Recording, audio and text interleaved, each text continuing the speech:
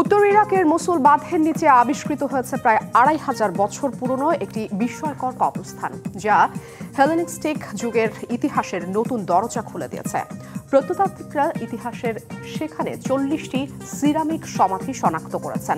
গবেষকদের মতে এই আবিষ্কার শুধুমাত্র অতীতের ঝাপসা অধ্যায়গুলোকে উন্মোচিত করবে না, বরং ভবিষ্যতে গবেষণার জন্য সৃষ্টি করেছে নতুন সম্ভাবনার দ্বার। ইরাকের দহুকের উপকণ্ঠে অবস্থিত খানিক ছিল এক সময়ের একটি ছোট্ট গ্রাম। মসুল বাঁধ নির্মাণের সময় গ্রামটি সম্পূর্ণভাবে পানির নিচে তলিয়ে যায়। দীর্ঘ বছর ধরে এই গ্রামটি ছিল ডুবে থাকা এক হারিয়ে যাওয়া ইতিহাস, জলের নিচে চাপা পড়ে থাকা এক নীরব অধ্যায়। তবে দীর্ঘদিনের খরার ফলে পানির স্তর নেমে গেলে খানিক গ্রাম আবার ভেসে ওঠে জলের উপর, আর সেখানেই আবিষ্কৃত হয় এক যুগান্তকারী প্রত্নতত্ত্ব, হেলেনিস্টিক যুগের একটি প্রাচীন কবরস্থান।